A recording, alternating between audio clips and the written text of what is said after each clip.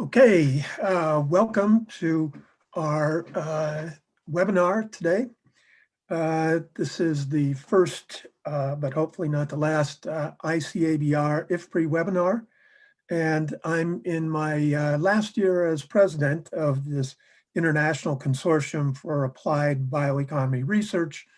And we're an organization that holds annual conferences and do webinars and other activities, and we'll hold our 25th annual conference online and maybe partly in Ravello, Italy, at the end of June this year.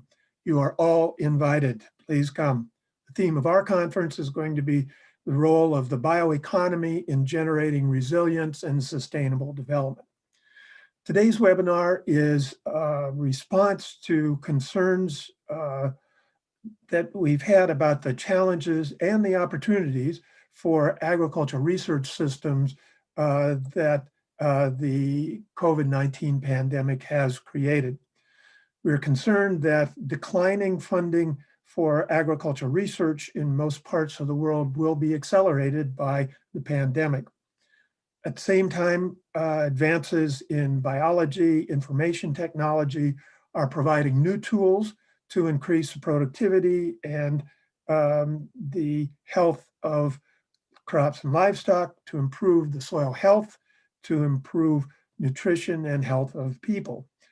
Our question is, will the massive investments in research on COVID-19 contribute new research tools to the agriculture research system and new innovations to farmers?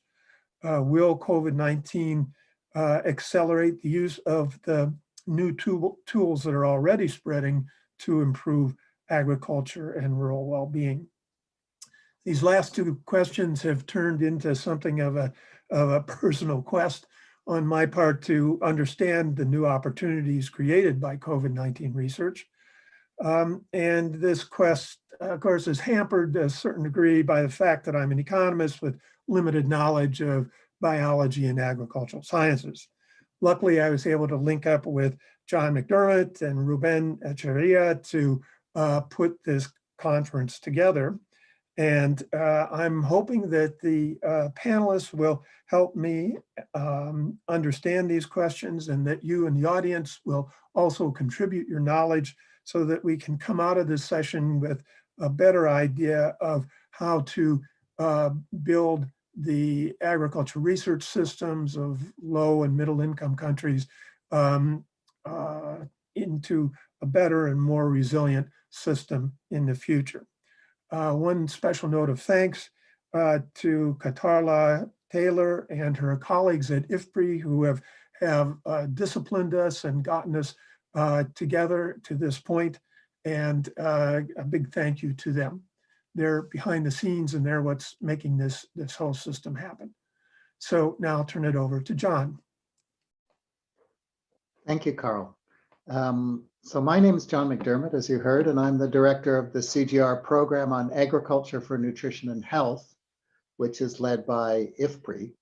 And on behalf of IFPRI, I'm delighted to welcome you viewing live or in the recorded future to this virtual policy seminar, How Can Public Food and Agriculture Research Institutions Be Strengthened and Rebuilt After the COVID-19 Pandemic? And this seminar is part of the IFPRI COVID-19 seminar series.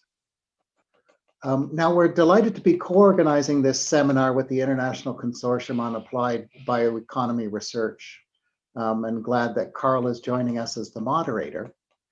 Now, in introduction, food and agriculture research is a long-term enterprise, often driven by short-term investment priorities. And within this context, COVID-19 has introduced both challenges and related opportunities, as you're going to hear. One challenge will be increasing competition for public research funds, perhaps putting increased pressure on long-term investments in crop breeding and sustainable intensification of food systems relative to health investments. We have good examples of how long-term public research have been quickly leveraged during COVID-19 in accelerating rapid innovations in food supply chains with digital and other tools, and also the basic biotechnology and nanotechnology research that underpin the unprecedented success in rapidly developing novel COVID-19 vaccines. The other great challenge is this disruption due to COVID-19 of food systems, highlighting their complexity, weaknesses, and strengths. There was already considerable assessment on how food systems needed strengthening to improve health, sustainability, and inclusion outcomes. Pandemics have been added to climate and economic shocks and expected challenges to future food system resilience. In this virtual seminar, we have an interesting group of discussants. I look forward to their thoughts and the comments and questions coming from the audience. Thank you, and back to you, Carl. Okay, thanks very much, John. So let's begin. Before I introduce the first speaker, I want to mention that we really want to make this as interactive as possible, and we want to hear from you. So to participate in the question and answer session that follows the speaker's remarks, please submit your questions to ifpri.org, Facebook, LinkedIn, YouTube, or by using the hashtag AskIFPRI on Twitter. We'll be monitoring these, and the questions will be ultimately channeled to me, and then I'll distribute them to the panelists. So our first speaker is Vish Nene, and he's the co-leader of the Animal and Health and Human Health Program at the International Livestock Research Institute in Nairobi. Vish?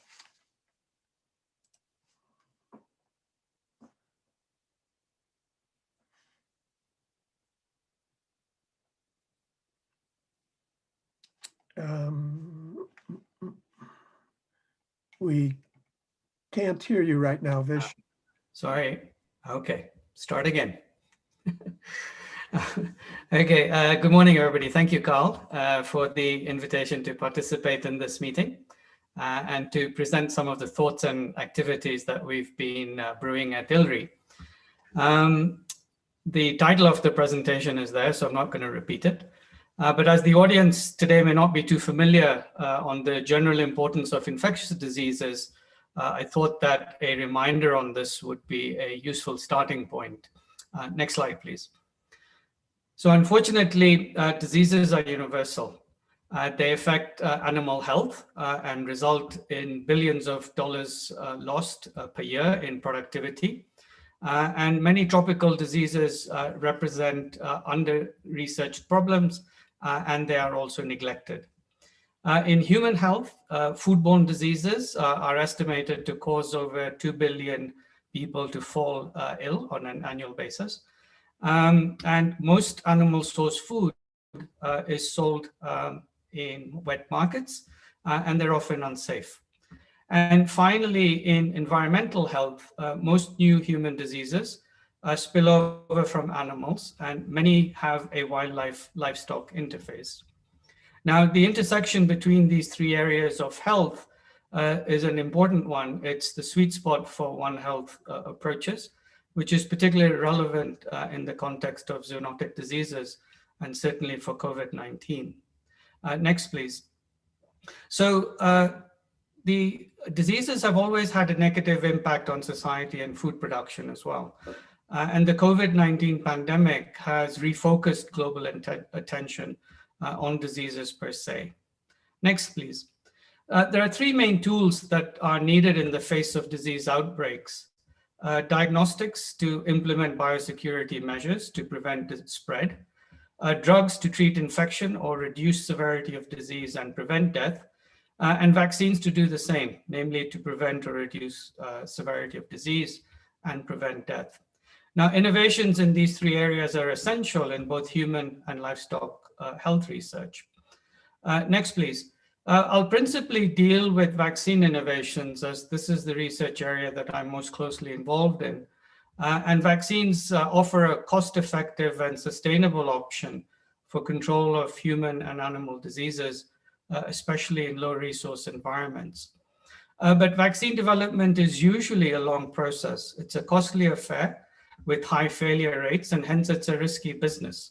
So the fact that we have COVID vaccines so quickly after the outbreak of SARS-CoV-2 just over a year ago is truly a remarkable achievement. Next, please. So what can we learn from COVID vaccine research that's led to the vaccines that we have? So these efforts fall into 5 main types of vaccines as listed here. We have genetic vaccines developed by Pfizer, BioNTech, and Moderna using the mRNA platform technology. There are vectored vaccines developed by Oxford University and AstraZeneca using an attenuated chimpanzee adenovirus platform.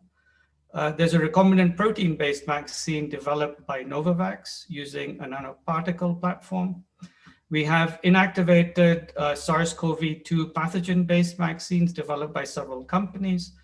And there are efforts going on to develop live attenuated SARS-CoV-2 vaccines, but these are still at the preclinical stage.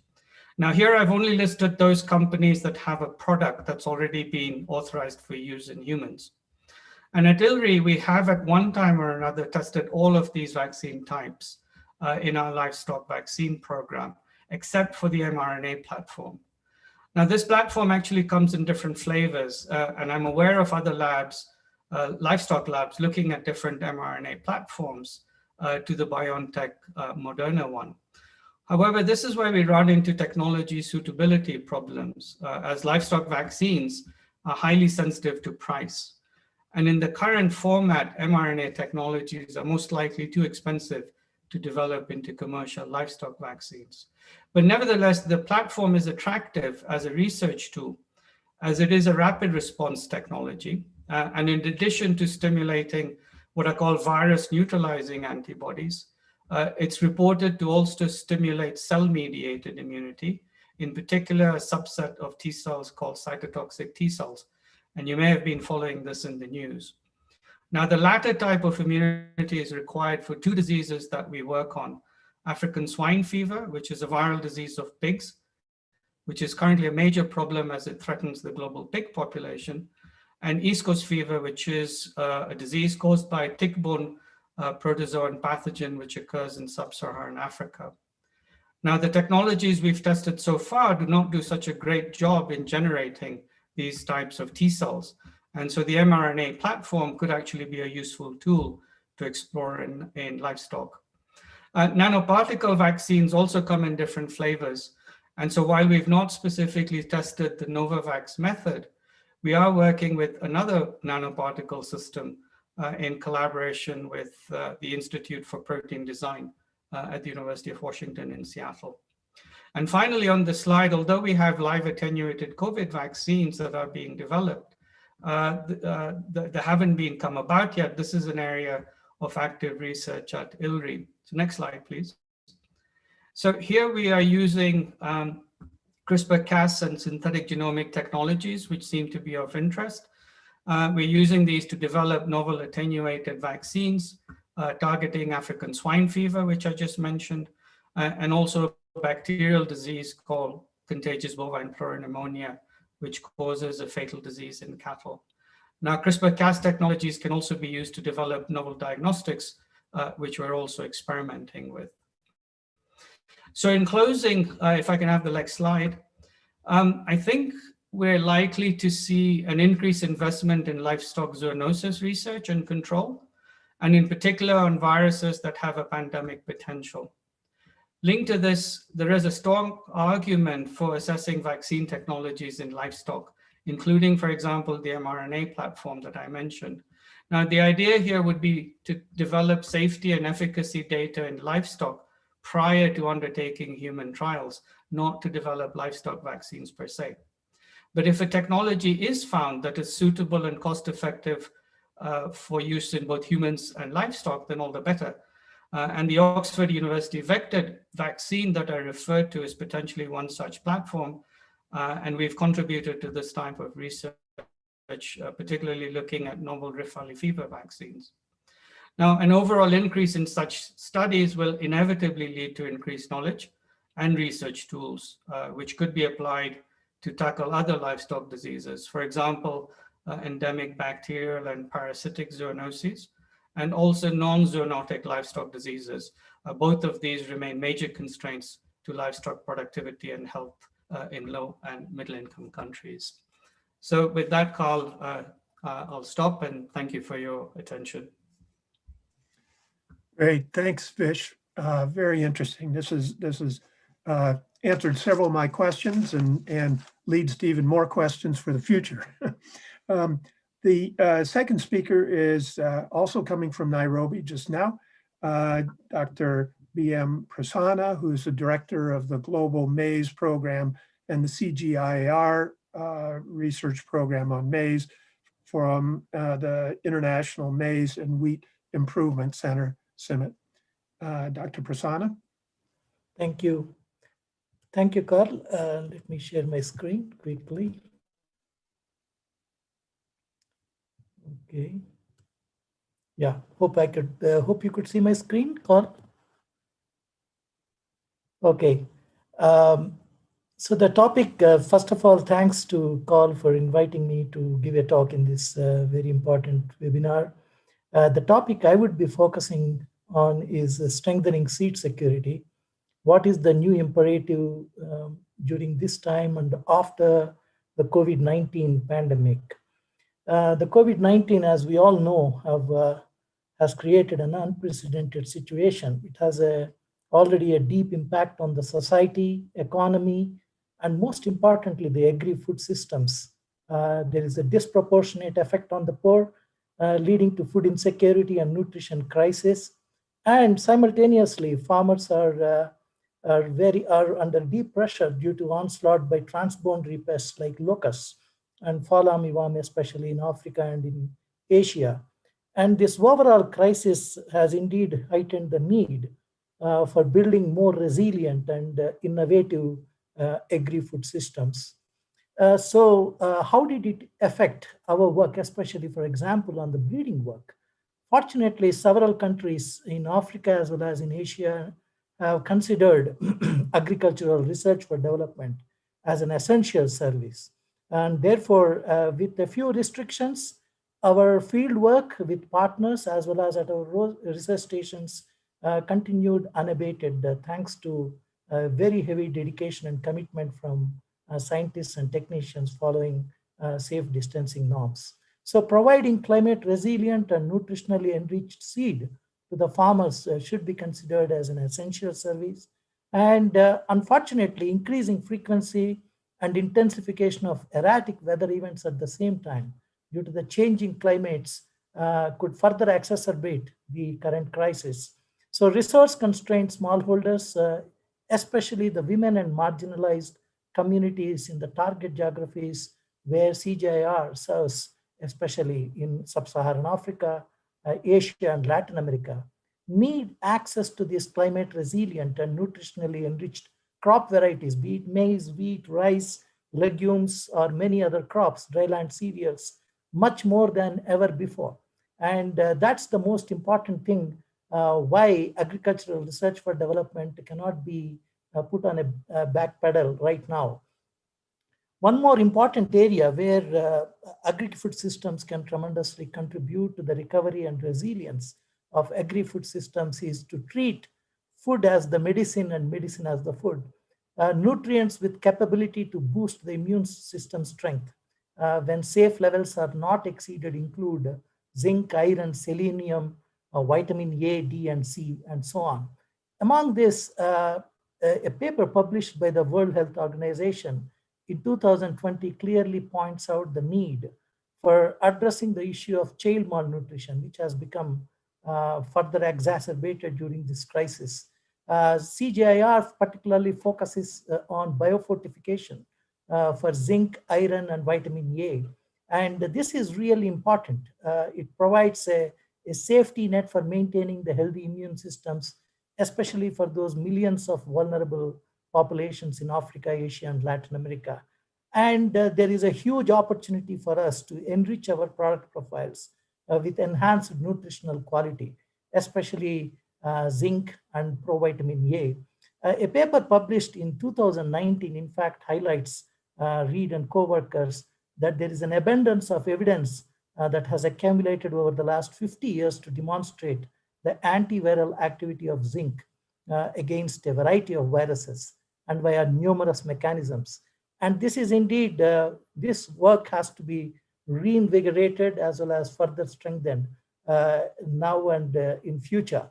So access to affordable and healthy diets through a holistic approach to nutrition and health is the need of the hour. This comes not only through biofortified varieties, but also smart food formulations. We need to scale up and deploy this more actively through strategic partnerships.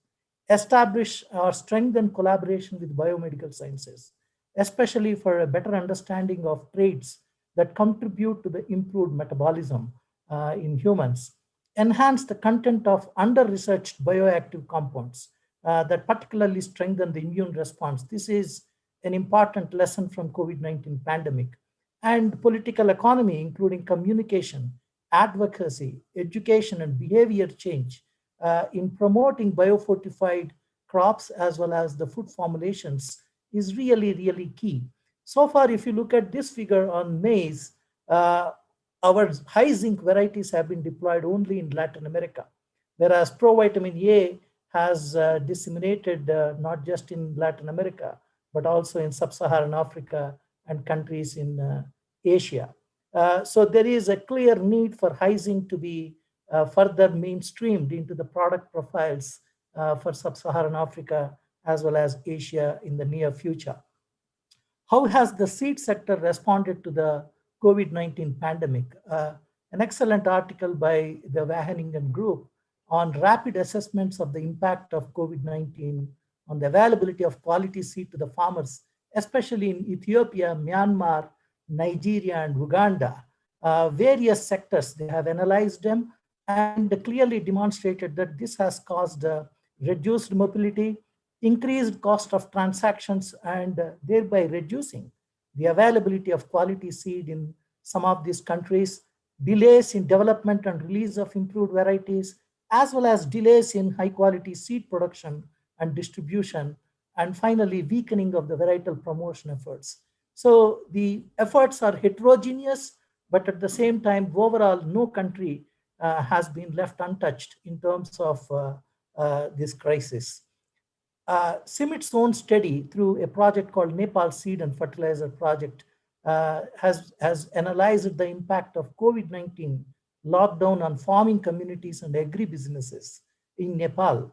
And about 86% of the agrovets in Nepal expressed significant difficulty in obtaining supplies due to the blockage of transportation and product unavailability, leading to 50 to 90% dip in agribusiness. This situation has been remedied in the second half of 2020, but agribusiness have taken a hit. A one-size-fits-all relief package would not be effective for farming communities living in different domains. So a major support should be on facilitating transport and distribution of key inputs, especially seed and fertilizers. Louis Perling looked at the informal seed systems, whereas Walter de Beef's article looked at the formal seed systems. And I like the way Louis mentions that think forward and expand response towards market-led support, especially to the informal markets, including gender-sensitive, nutrition-focused seed systems, village community seed banks, and so on. My final slide is about strengthening formal and informal systems.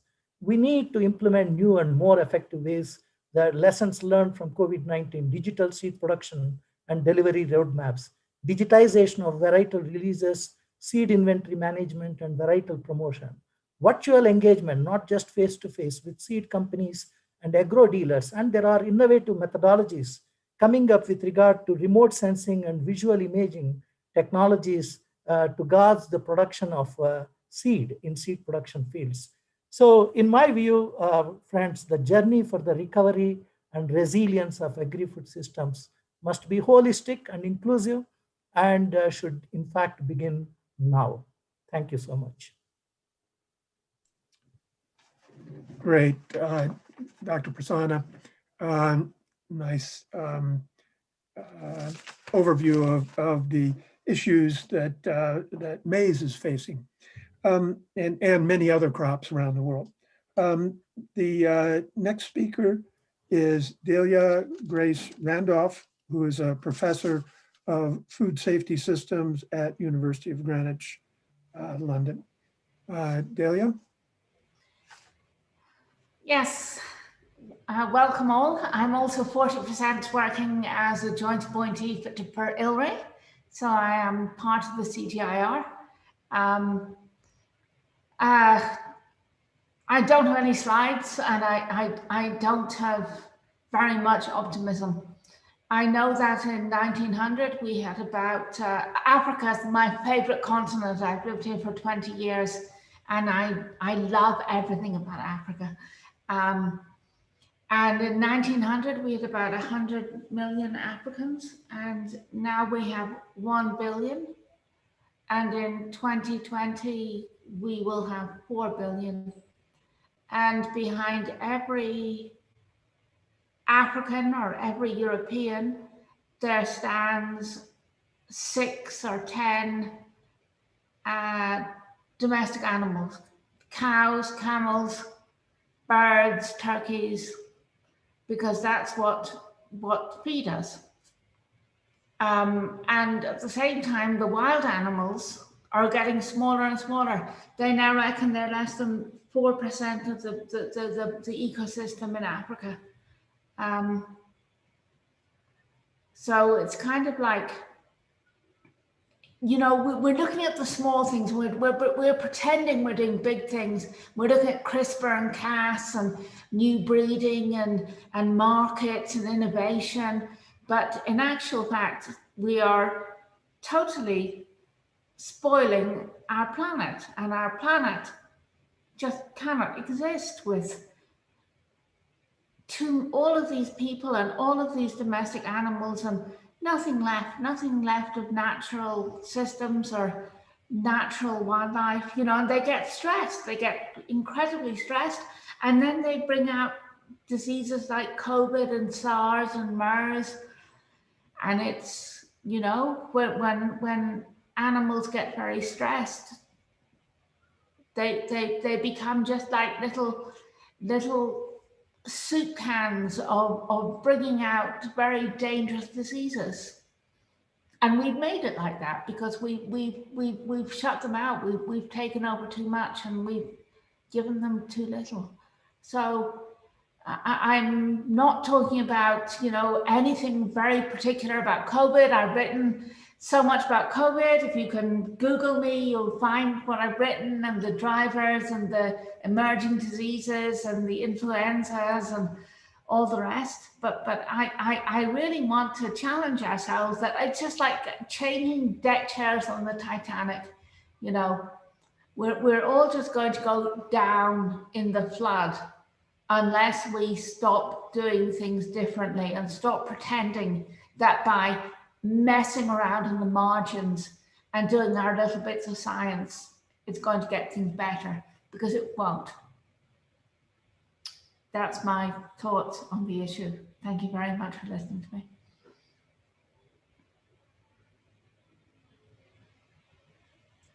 Oh, great. Thanks very much, Delia. And I'm sure this should stimulate questions and comments, and that'll be great. Before we go to the next speaker, let me just give you another reminder that those of you that are tuning in live can submit your brief questions to ifpri.org, Facebook, LinkedIn, YouTube, or using Twitter on hashtag AskIFPRI. And we'll deal with them soon. Our next speaker is Ruben Echeverria, and he is a senior research fellow at IFPRI, and until recently was a director general of CIAT. Ruben? Thank you, Carl. It's a pleasure to be here. And I would like to complement a bit the discussion of vaccines or seeds all these biological, fantastic things that we are doing from the science perspective, and also comment a bit on Delia's point. So this is a complementing meaning from the institutional change. Policies, markets, and institutions play a major role. As we all know, you cannot have research without researchers. Well, you cannot have technical change without the complementary institutional change that goes together. So the 2 points I wanted to bring today, Carl and colleagues, to the panel is that there are huge opportunities to strengthening public agricultural research systems. So I will be talking about public agricultural research systems, particularly in the global south, and particularly the low income and the lower middle income countries. That if you put those together, there are about 85 countries. And those are focus of concern in the sense how we are going to, what opportunities we have thanks to COVID to strengthen those systems, particularly looking at the question at the bottom, how are these national research systems coping with the stress, and what's the outlook on the reduced public budget situation that may happen. Thank you, Katarla, for the next slide. So just to you know, we are all kind of experts now after a year of COVID on what's going on, and thanks that to many things, there's still a lot of food. We are not facing yet a food crisis, but there are a lot of fragile food supply chains. I'll give you just one example from Grow Intelligence. You can read there, China is doing a lot of great things, but apparently China is getting very close to be self-sufficient in food. So talking about fragility, trade, long value chains, and the fragile environment thanks to COVID. In the next slide, please. So this is IFPRI research and at its best, and partners, and it's a huge impact. We all know this, but just to put some numbers here on the panel. By 2020, the best estimate was that global poverty was going to increase for about 150 million people. That was last year. We will see what the update looks. And you have the numbers there. And the impact on global nutrition is terrible.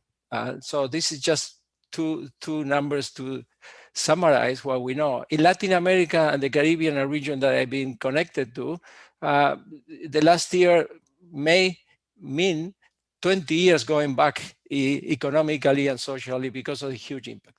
In the next one, so we have a huge, in the next slide, please. We do have a huge impact. And the question is, can this recovery catalyze new food systems? Could this transform? We all have all of these expectations and reports and a lot of great research on how to transform food systems. Can we do that thanks to COVID? Thinking as COVID as an accelerator. In the next one. So FAO has done a great job on putting things together, and there are, for example, some consensus on a few areas that a coherent response to COVID is needed. And there are a few areas, and I just highlight this to mention that one of the areas is the one that we are talking about in this panel, is how to strengthen national agricultural research system. We can have fantastic vaccines thanks to ILRI, beautiful seeds thanks to CIMMYT and many other centers and so on and so forth. All of this is international, and food policies through IFPRI and others. This is all international research. What's going on the ground? What's going on in these low income national research institutes? So we have a lot of solutions, as the chief economist of FAO keeps saying, we have a lot of solutions to transform food systems, but we don't know how to fit them together. We don't know the trade-offs. In the next one. So I want to look a little more on this. So what are we strengthening? Look at the numbers. I know we don't have time, but there is a dark green, very small at the bottom of each histogram. That very little line of dark green is the low-income countries. This is the agricultural research investment trends.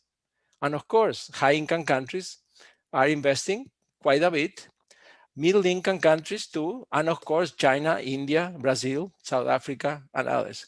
But how about the low income? And we are talking about, if we put the two together, we are talking about close to 100 countries. So there are no investments. So what are we strengthening? Based on what? And the next one. So this is the intensity, which is a much better way of measuring investments in agriculture research. And you see globally, we are not there at 1%, which means that for $100 produced in the economy, thanks to agriculture, we are only investing $1. That's 1% investment intensity, which is nothing really, very low. High-income countries are about 3%, and you have there the rest of the number. Low-income countries, $0.50. Can we really think that we are going to transform food systems in reality on the ground or in these hundreds of countries in the global south with investment $0.50 for every $100 produced? That's the key question that we keep asking from the institutional change perspective. Next. So that was all the situation before COVID. So the world has changed a lot since many of the national public research organizations were created. Big changes, you know it, new demands for public investments. We want to do bioeconomy and landscape restoration, a lot of market failure, public good type of things that national research systems should be looking at. On top of it, we have the fantastic life science and digital technological revolutions. But so far, we always leave for the end of our reports, of our slides, the little institutional change and the policies linked to those financing public food and agricultural research changes that we want to make. In the next one. So on top of all of that, now we have COVID. We have had COVID for a year. Next one. So where are we now? What's the perspective? Well, one of the best surveys I've been seeing is, particularly, I'm not doing this on purpose because Carl is the chairing the panel, but is Carl and colleagues have done a preliminary evidence survey of what's the impacts of COVID. And Prasanna already mentioned good results. So they classify, and you can go to the literature and find the paper, they classify as a first phase, a short-term impacts. That was 2020. What happened? What happened with the national research system? Well, fantastic. They were declared essential services, labs, people, talents, infrastructure were provided all from the public research, ag research systems to fight, to help in the COVID big fight. Now, we may be in phase 2, according to this survey, which is, well, what's going to happen with funding? Funding, we already know, is too little. And now with the huge deficits ahead in the public government budgets, we still don't know. So we may be in this phase 2 in the middle of it. And then hopefully we will have a phase 3 on the recovery, which is what's to transform. So my main point here in this conversation is that there is a huge opportunity, given all of these challenges playing at once, to rethink these national research systems from the public sector, how to strengthen them with all of this new evidence. Next one. So there is a huge opportunity to rethink. Can we I mean, I am an optimist, but I don't think the budgets of these public research institutes will go up in the low and the middle income countries, in the lower middle income countries. So we need to reprioritize. We've been chatting for 30, 40 years on public-private partnerships. Well, we should scale them up. This is a great time to do it. We should put a lot of emphasis in updating research portfolios, how we update the priorities, how we achieve efficiencies, are we duplicating across countries? Can we do many more things at the regional and international level? Can we do much more cooperation within the country? Are we talking with universities, civil society, private sector, and many more? How can we really foster these ecosystems of innovations, as we call them now? Well, I think there is a lot to improve. And there is a lot to design and implement a much more focused results-led portfolio, and not and avoid the temptation of retitling all things that we do with just COVID in our research titles. One more. I have only less than a minute. So just to conclude, and then perhaps we can pick up in questions and answers. COVID has accelerated several things that were already happening, like digital. And you know, and now everybody believes in much more than before on science and biology and so on. So it's a good op, but many countries in the global south were not well prepared. Very scarce investments in research. So are we prioritizing that well, given the big transformation that we want to make? And finally, a huge technical and institutional innovation opportunity ahead if public research organizations in the global south update to new priorities. So this is a good time for institutional change. Thank you very much. One more, I think I have one more to say. Thank you. Thanks, Catala. Hey, Back to you, Ben. Yeah, thanks very much. And we'll go to our final speaker, who's Ben Durham. And he is the Director Chief of Bioinnovation, which is part of the National Department of Science and Innovation, South Africa. Ben? Great. Thanks very much. Checking my, yes, I am not on mute. Firstly, thanks very much for the invitation to participate in this really important discussion. I'm hoping that, although it's not in the IFPRI mandate, that this discussion won't be limited to agriculture. It'll be on all aspects of life, as both Carl and Delia have mentioned. So thanks very much for the invitation. My talk is slightly different from the previous talkers in that I am a national government official and I'm giving a national government perspective on this. So a brief background to the situation in South Africa. Agriculture forms about 2.6% of GDP in South Africa. So a relatively small amount, which is quite different from most of the rest of Africa, where the proportion of agricultural GDP is much higher. Agriculture provides 10% employment. The key issue to note is that in South Africa, we have huge unemployment. Last year, 2020, it was evaluated at 30.8% unemployment. That's the conservative definition.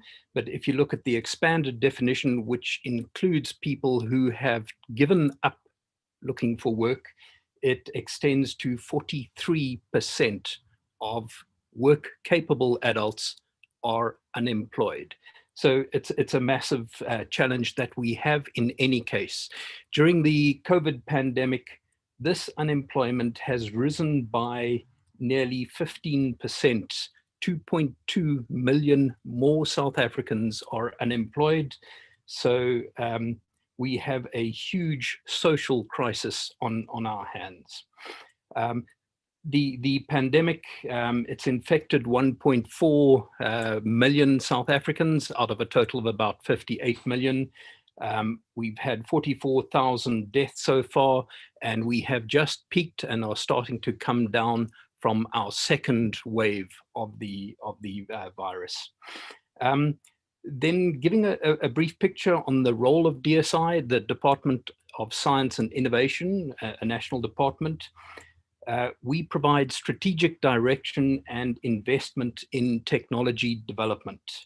A key issue then is we are not the Department of Agriculture driving the agricultural expansion in South Africa. We are merely developing technologies, and we thus do not have the pull-through power that some of our sister departments have. So bottom line is what we need to do, and what we do is coordinate our activities with all relevant stakeholders. That's both government and industry and civil society, to make sure that the technology development that we have developed is both relevant and desirable and will find a market. So we are providing the strategic direction, but we're not able to do the pull through. We do that in concert with other stakeholders in society. some of the challenges the pandemic has imposed on us, and I think Ruben's given a very good picture of the least developed countries. It has had a massive impact. A key thing to note is that South Africa has had good rains this year and last year, and we are expecting a bumper crop. Now, you may think that that will mitigate all the effects of the pandemic, but it doesn't. The impacts are massive and very largely economic, not so much in the agricultural direct space, but because of lockdown and the closure of businesses due to the various stages of lockdown we've had, there's been a massive economic impact. Government has put across the board a 20% cut on expenditure, and obviously funding the public research institutes then has suffered by a 20% cut. So massive impacts, and there have been salary freezes and vacancy freezes in the public sector. And so despite the fact that we are having a bumper crop this year, there is profound impact. This is obviously having a direct short-term impact on students and on publications for this year and probably next year, but the trickle-on effect will be fairly substantial beyond that and still to be determined. Nevertheless, what the pandemic has done is made us realize the importance of technology. The world is an incredibly busy place and is only getting busier and more competitive. And what this pandemic has made us realize is that technology is essential for the agricultural sector. And what we need to be doing is investing more in the various technologies. And I'm not only referring to the digital and systems type technologies, which are critical, that has been previously mentioned by some of the speakers, but all systems that relate to data management, to enhancing efficiencies in the systems, in managing biosecurity such that our trade capabilities improve. There are a whole range of issues that we need to make sure are more effective and more efficient, allowing South African farmers to be more productive, to be more resilient in the face of adversity. The second last point I want to make is that this world is highly competitive, and it ranges from the individual scale, where you are competing against a similar researcher for the limited funds that there are, to businesses that are competing with other businesses in the environment, to countries that are competing with other countries. So the world is highly competitive, and it's a necessary part, and it is a positive part of life. We need to protect our knowledge, we need to protect our intellectual property, and we all have technology development interests. Nevertheless, what the South African government has realized, and I'm sure this is similar across the world, is that the role of national government is to actually harness the various skills that we have and bring people together such that we can work in the best interests of the country. I've been given a note to wrap to, I've got a minute left. The final point that I want to make is the climate change crisis that we're in has made the world sit up and realize we're in this together. It's not just South Africa alone, it is the entire globe that is facing this challenge.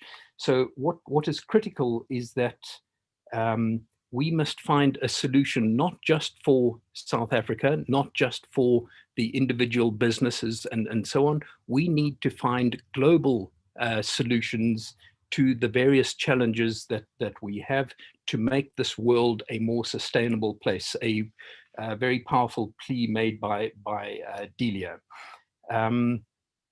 The leadership that we must provide must be global. We must not just focus on our own interests. We must look at the global situation and recognize our role in contributing to solutions. We have recognized the risks from the pandemic, the risk of pandemic, And what we need to do is sit up, take note, and act in a more responsible manner to make sure that there is a sustainable future for the globe. I will stop there. Thank you. Great. Thanks very much, Ben. And a reminder again that we're taking questions from all that are, everybody that's listening in, and please go ahead and provide us with questions. I'm going to start. We actually have a little more time because of the efficiency of our speakers today, or maybe the efficiency of the timekeepers, I'm not sure. So we can have basically about a half hour, or a little bit more than that, for our questions. Let me do one thing. I'm not sure if this is going to confuse us or how we should do this, Delia, but I believe that in our chat, Delia has started a question that I can't actually see. And so Delia, can we go to Delia and have her make her comment verbally?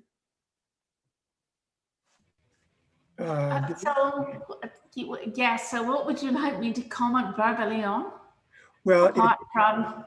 it looks like I have a message that says, if you believe that, and I can't see the rest of it right now. It really, I think people have heard the statement, if you believe that, you will believe anything. Uh-huh. And some of the statements I've heard on this very interesting and nice discussion, they really, to me, come into the category of, if you believe that, you will actually believe anything. The world is falling. I hardly know how to say it, but there seems to be a little bit of a lack of skepticism, and a little bit of a, just that this is the approved method. It's like a bit like Pravda. This is what the society tells us we must believe in, or the Puritans in America in the 1700s. This is what you have. This is truth, and you have to believe it. And when I look at the science, I'm not really seeing it. I don't know where people are getting this from. Maybe they can explain it better to me. Maybe I'm just very stupid, a silly girl, and I don't understand what these intelligent men are saying, and they can make everything clear to me. Over.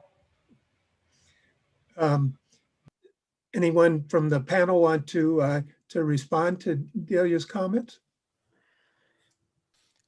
Yes, Carl. This is Prasanna. Yeah. Yeah, I think skepticism is good, and it is, but in quantities that are adequate, but not too much. The present situation is already very stressful for millions of people or billions of people. But at the same time, I am deeply optimistic that we'll come out of this. But what is really important is to learn the lessons from this whole pandemic. Where are we going wrong? Where are we affecting the planet in a very deeply disturbing way? And what can we do better in terms of building a healthy planet that provides enough for everybody and not caters to the greed of everyone? So I think skepticism has to be mixed with cautious optimism, and we need to rely upon technologies. We need to think about novel ways of dealing with that crisis and start building resilient systems. There is no other option. There is absolutely no other option than to be optimistic and to be futuristic in terms of our thinking. Okay, anyone else on the panel, or should we go on to, go back to Delia? I guess I'd like to ask Delia, the sort of, I don't know, should we call it conventional science and technology that we've been talking about to a large extent is, in your view, not enough. And so I guess my question to you, Delia, is what kind of science and policies and investments should we be doing, rather than this perhaps narrow science investments that the men in this group have been talking about? Yeah, it's all CRISPR, it's all Cas, isn't it? It's all kind of, GMO, it's all doing fun stuff like that. It's all boys with toys. Don't boys like their toys. I would say we have to take a slightly bigger picture, which is about, the planet, the population, the ecosystems, the wild animals. No one is talking about that. You're all just talking. I'm sorry, I hate to say this. I'm part of the CGIR, and it's all part of just, it's all fun. It's all fun with technology, and you're so good at that. But I think we might be missing bits of the bigger picture. And part of the bigger picture is going from 100 million people in sub-Saharan Africa to 4 billion people in sub-Saharan Africa in 200 years. That's pretty very strange for a world, a small world, a very small blue world, and we don't have many other worlds like that. And I want everybody to be better educated, and the women especially, the best, I can talk for myself, the best form of female birth control is university education. So how do we, it's not just about breeding a different variety of maize or fighting an African, fighting locusts. We had to expand our minds a little. Mm-hmm. I'm sorry if I'm inappropriate. No problem. This is great. Ben, actually, let's see. Yeah, Ben, would you like to comment? Yes, I think I sense the deep emotion that Delia is expressing about the planet, and I think we all feel that to a lesser or greater extent. And Delia is expressing it very passionately. I'm of the view that this world is technologically advanced, and there is no going back. There is not a way of going back to the good old days, the idyllic rural environment. Those days are gone. We have changed the world already, knowingly or unknowingly, to a level where we currently are, and that the only way forward is through further technological development. So I'm of the view that what we need is dramatically different leadership that sits up, wakes up from this climate change crisis, from this pandemic that we're experiencing now, and says, as Ruben has said, we need to do things differently.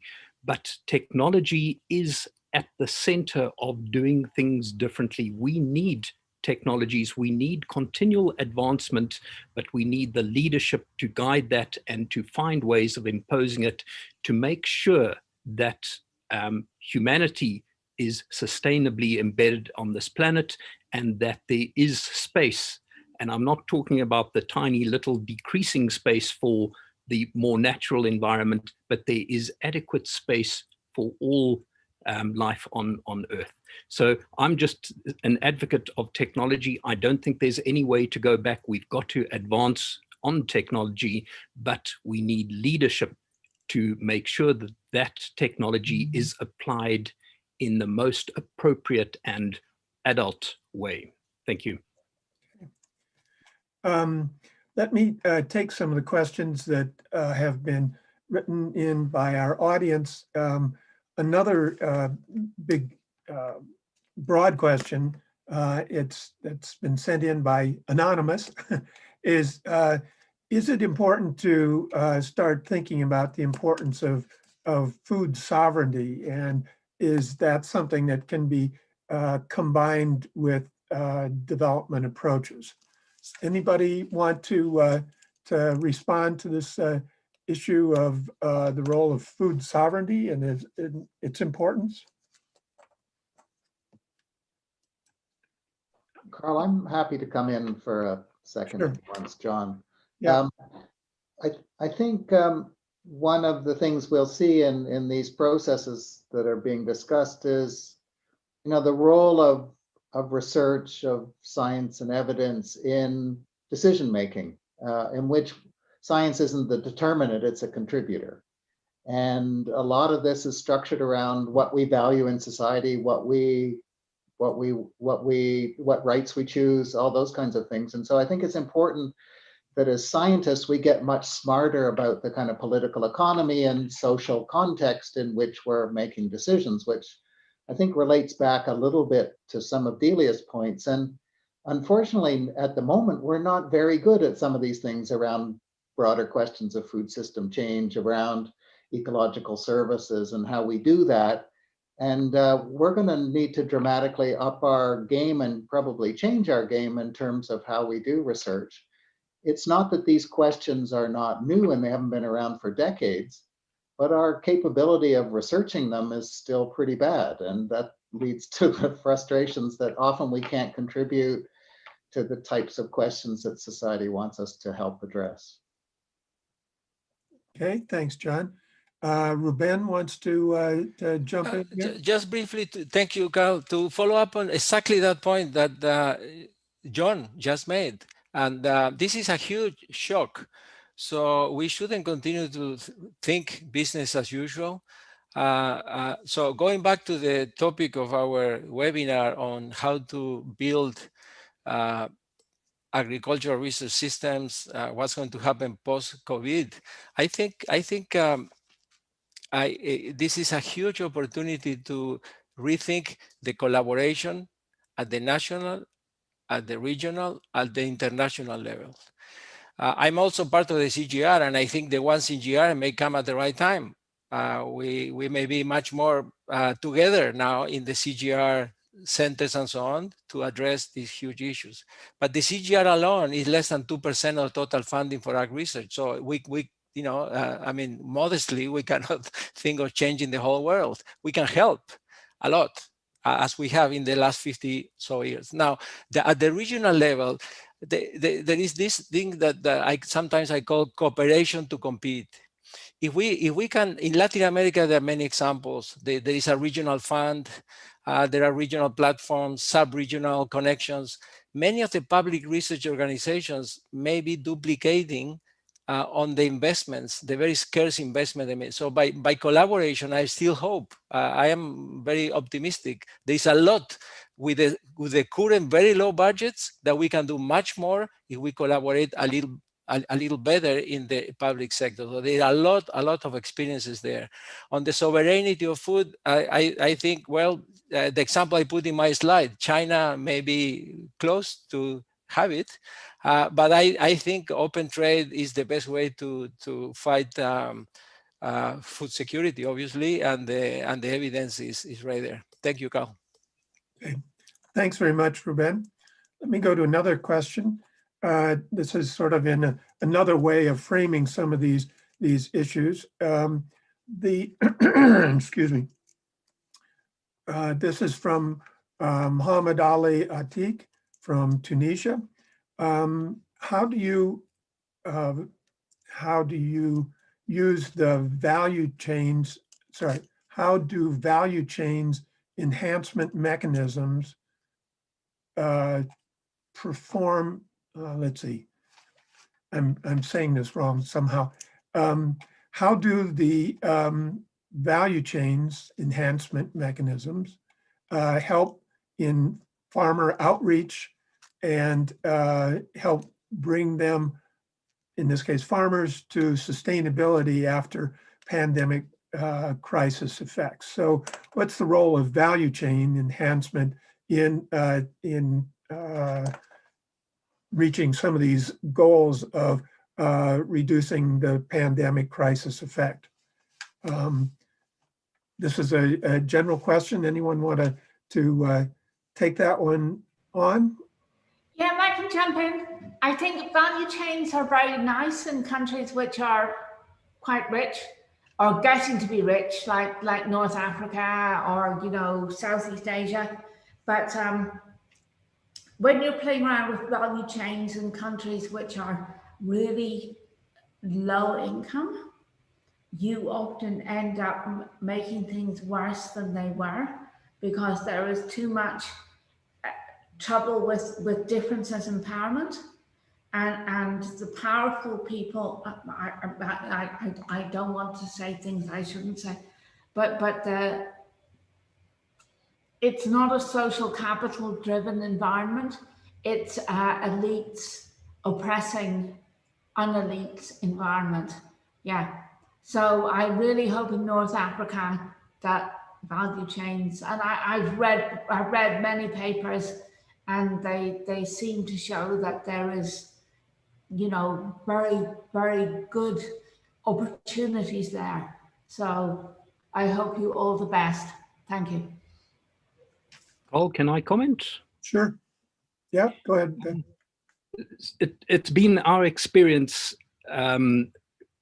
that the value chain assessment is absolutely critical for an investment in an innovation. If you don't know how the product develops and moves towards the market, you are putting at huge risk the investment that you've made. You need to know every single step along that route and whether there is a gap there or an obstacle to it. And so it allows you to better choose which investments are more likely to be successful, and therefore which investments you should make. And secondly, it allows you to identify what gaps need to be filled, what platforms need to be developed, what policies need to be developed in order to allow that value chain to function more effectively. I do appreciate that in Africa, the value chains are not well developed, but I would think that it makes it even more critical to assess the value chain in order to see whether the great idea that someone may have has a realistic opportunity of reaching the market. Okay. Anyone else on value chain, or we're good? Just a general comment, Carl, that it's very important to understand demand in food systems. And that has been a major failure, I think, of public research in agriculture in the past, that we've been very supply driven and haven't understood demands. And I think even small farmers in Africa understand that this is a demand-led process, and they want to understand what those demands are. Great. Okay, shall we take another question from the audience? This is from Jacqueline Edmiston from South Africa.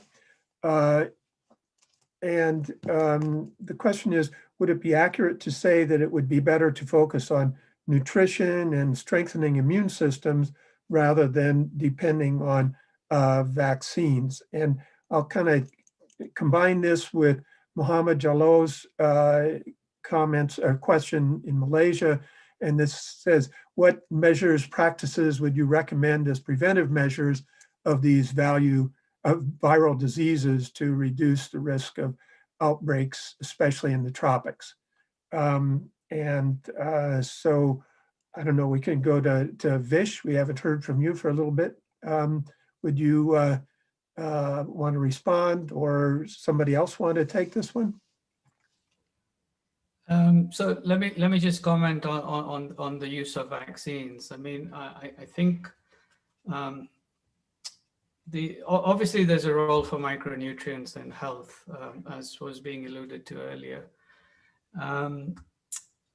You know, and there's a huge industry around that as well, right? In developed worlds where you pop 10 pills and you hope that you're okay. But I think, at least to my mind, vaccines are essential. They are completely critical. in terms of protecting against disease. The problem that we're faced with in the vaccine development world is that vaccines tend to be developed with the one-size-fits-all component to it, a little bit like the drug industry. And that's the issue that we're faced with. And that's why we have the issues that we're currently seeing in the response to the different types of COVID vaccines, for example, that are being used. And the problem is that our science just isn't big enough and developed enough to be able to tailor stuff to individual needs. In the interim, we don't have any other solutions. So I would say that vaccines are critical. And in their absence, I don't see an alternative. Unfortunately, we will just have huge morbidity and death rates occurring, and that's not acceptable. Thanks. I'll stop there. Okay. Ben, did you have a response also? Yes, two quick comments. We have I've mentioned we have a bumper crop this year, and South Africa is food secure at a national level. And yet, as the captain of our national rugby team has put it, he grew up in a food insecure household. He himself was hungry at times. It is absolutely critical that you take the context of the region, the country, the area into account, and find ways of making sure that the nutrition is adequate for all people in the country, in the region, and so on. So national food security, and the FAO talks about household food security. It is critical that we continue that approach. With respect to vaccines, South Africa, at the outbreak of the pandemic, we made the decision not to try and develop our own vaccines, but rather to ramp up our capability to formulate and fill vaccines based on technologies developed elsewhere. So we are going to be manufacturing, but not from the raw materials, but producing vaccines because of the capability that has been developed.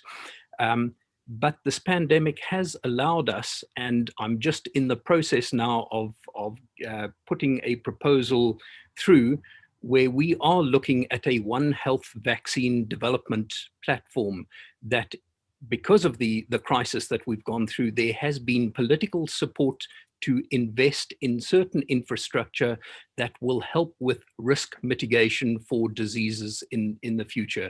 So I don't think you can say one is more important than the other, nutrition or vaccines. You've got to find an appropriate way for the context to take it forward. Okay. Let's see, Ruben. Oh, no, hold on, sorry.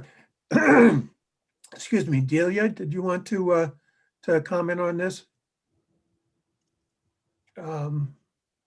Yes, no? Yeah, no, I really don't want to go down this rabbit hole, but there are, I think people who are over 70 and have lots of comorbidities, the most intelligent thing they can do is take the vaccine. But there are lots of messy things about these vaccines, which we have no idea. Normally it takes us 10 years to develop a vaccine, and we push this through in 1 year. Now, I'm not saying it may work out very fine, but it is a bit of a risky thing to do. And if you're a very low risk individual, you might want to think, twice about it. Over. Okay, thanks. Ruben, quickly. Yes, thank you. No, going back, I think you need both, and you need both strong, good nutrition, good vaccines. And going back to the topic of how to strengthen national agricultural research systems, Prasanna mentioned biofortification. It's a great example of natural biofortification. As you do the fantastic crop improvement, plant breeding, you have iron, zinc, vitamin A, and so on. That's one way, but that's a very small program. So why don't we escalate that program and build with the private sector. And really, that's a fantastic program that has been proven for 15 years, Harvest Plus. Anyway, so that's one example on the nutritional part that the CGR could balance a little more the portfolio of research and influence, advocate for more, including having in the national research system, in the public national research systems, much more veterinarians and much more work, not only in plant breeding and crop science. How about the other part? I'm sure Ilri will be happy, but I think we need both. And at the same time, you know, I think they both complement. So I think it's a good way forward to do both and not try to, you know, fight between nutrition and vaccines. Thanks. Okay, I'm gonna cut off this particular line of discussion right at the moment, because we now, maybe because of my poor time management, have a, a whole big list of questions. And so let me put some of these through and ask for short answers, and we'll hopefully be able to get through some more of these questions. So, excuse me, Vivian Filippi of the International Fund for Agricultural Development asks, so which are the main challenges and opportunities provided by, excuse me, posed by the COVID-19 pandemic to publicly funded food and agriculture research? And how do you expect food systems to be innovated by the, excuse me, by the pandemic, and will, you know, provide prioritized investments in national agriculture research systems? So this is kind of a general question about the impact of the pandemic. Do you want to, Ruben, do you want to do a quick response to this one?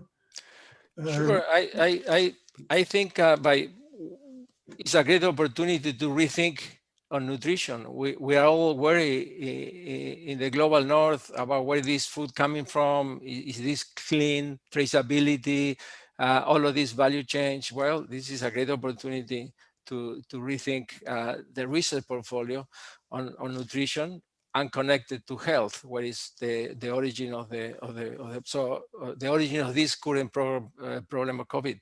So I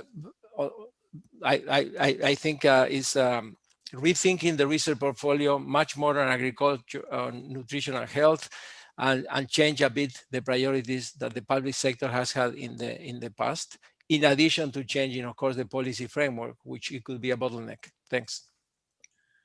Another question from Carrie Wright Plate from Colorado State, asking, can the centers share with us research efforts that have taken place with their national partners since COVID, or excuse me a second,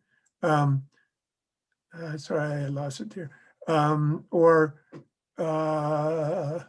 if you will, COVID research silver linings. So have the centers responded to with their national partners since COVID to new efforts? Anyone in particular want to take this one?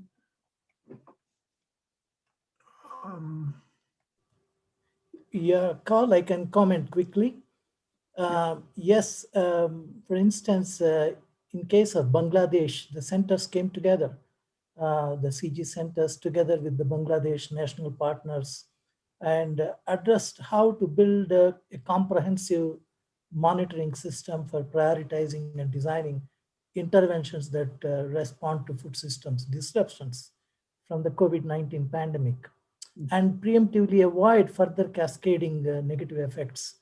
So this work has highlighted some of the important areas that especially infection-safe agricultural input and output distribution logistics, extended social safety nets, adequate credit facilities, and innovative labor management tools, alongside appropriate farm mechanization.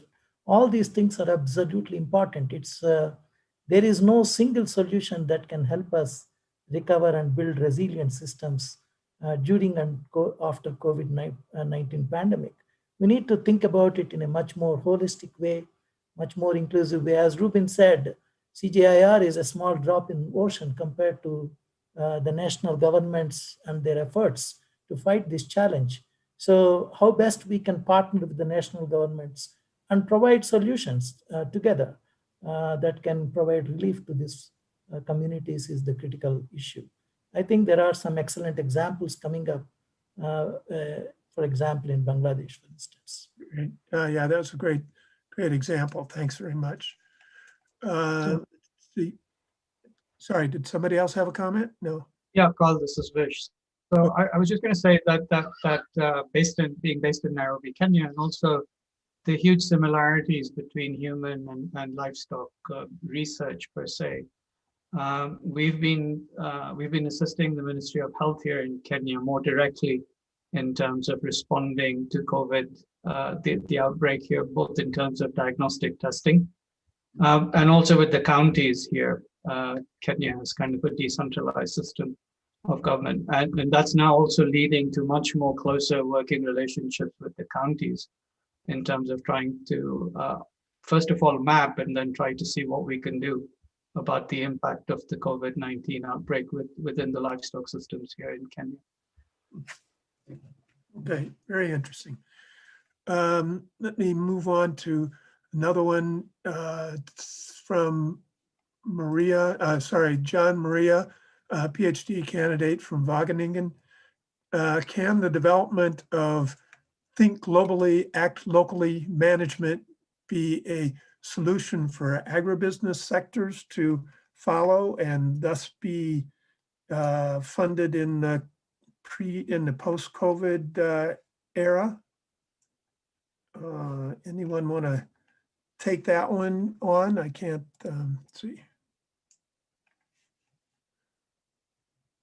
Well, I can mention that most of the one we say for food systems is all private. Farmers are part of the private sector, value chains.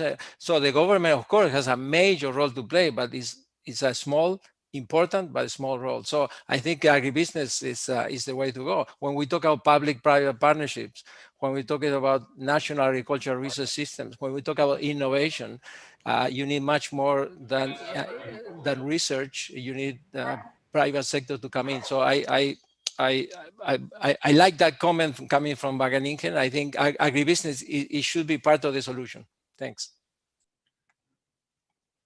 Okay. One, I guess perhaps the last question. We only have a couple minutes left. This is for Dr. Prasanna from D. Dumalode at the University of Philippines. How does one arrive at resilient systems? How are they designed? What's the composition of resilient systems, and how can we ensure they will provide resilience before they are implemented? Prasanna? You know what we found in COVID? The agribusiness, it was the least resilient. You know, the most resilient was when people came back from Nairobi to work in the village and grow tomatoes and sell them out of the back of the truck, and everyone hated it. The government hated it because they want to take that cut on everything. And these people selling from the back of the trucks, they were selling for, you know, they paid no tax, they paid nothing. And when I heard the last statement about agribusiness has to do it all, agribusiness is there. We can't get away from it, but it sometimes makes people just serfs. You know, they are just kept basically not better much than slaves. And when they are running their own informal business, they're their own entrepreneurs. They're in charge of what they do. Yeah, maybe they don't follow the regulations so well, but we have to be more open-minded. You know, we're so close-minded in this business of agriculture. We're so close-minded, and we hand everything over to the big players. And you know, sometimes the small players can have has a lot to offer. That's all I'm going to say. Thank you very much for listening to me. Okay, thank you. I think maybe we'll have to call this to a halt now because it is 10:54, and we've promised that everyone would have a one thought or a few thoughts to close out.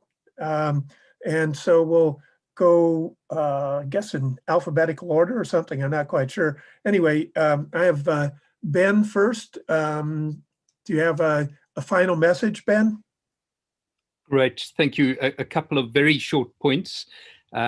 We've learned now the planet is fragile and we need to take better care of it. We must build back better by developing global responsibility and global leadership and working together.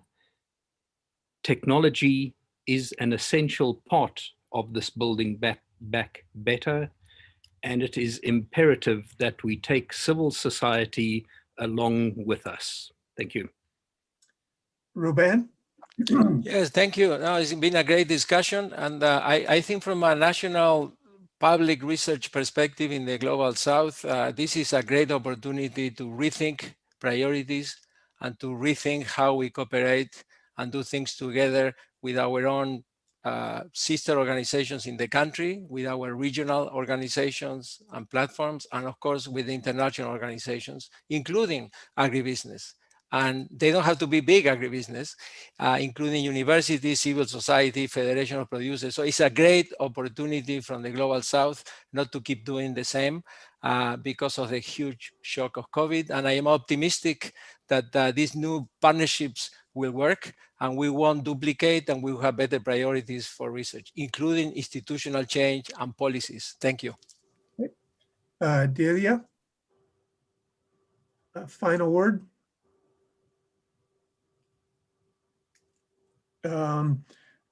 We'll come back to Delia if she comes back. Prasanna? Yes, I think the way forward is to think not just from the perspective of recovery, but actually to build resilience. Resilience is not just coping with what is happening at present. Resilience is about how to deal with unexpected events like this in a much more informed way and with a better preparation for the future. This is not going to be the end of such pandemics. Unfortunately, they may recur again and again. And how do we build a planet which is more sustainable? How do we prepare ourselves for a more futuristic scenario? Learning from these lessons is really, really important to me. And that's where I think a confluence of institutions, organizations across the world need to come together and work together in a synergistic manner. Okay. Vish? Yeah, so I really like what Ben and the others have had to say, so I'm not going to repeat those things. From my perspective, what I am a little bit concerned about is maintaining the funding stream for all of this. It's all very well for us to have these great ideas and to talk about the change and to do all of the other things, but it's not going to happen without the money. And so I think if there's one thing that I would like to put across is to people who do make the decisions of where money is going to go to, hopefully this will be on the top of their list. Thanks. And John Mcdermott? Yes, thank you, Carl. So prediction is hard, especially about the future.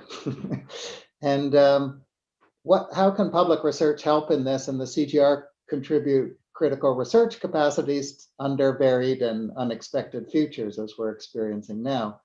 And I think there's two main things. One is the capability to adapt a wide range of knowledge and technology to the work we're doing. And the second thing is to provide flexible institutional research support for decision makers that to meet societal needs and particularly under the uncertainty that they're going to be facing. So that's where I think maybe the role of public research is. Okay, well, Delia, are you back, or you want to have the last word? Nope. Okay, so I'll just finish by thanking everybody for their participation in lively discussion among each other, and thanks for comments and questions from the audience more broadly. I just want to say that it was, I thought it was a great discussion, and I enjoyed it very much. I also am instructed to invite you to join IFPRI this Thursday at the February 4th at 8:30 a.m. for the book launch event. And the book is Agricultural Development, New Perspectives in a Changing World. And also, of course, I'd say that everybody, again, is welcome to come to our virtual and maybe partially in-person conference of ICABR this summer, right at the end of June, I think June 29th through July 2nd. So thanks again, and I think that's it.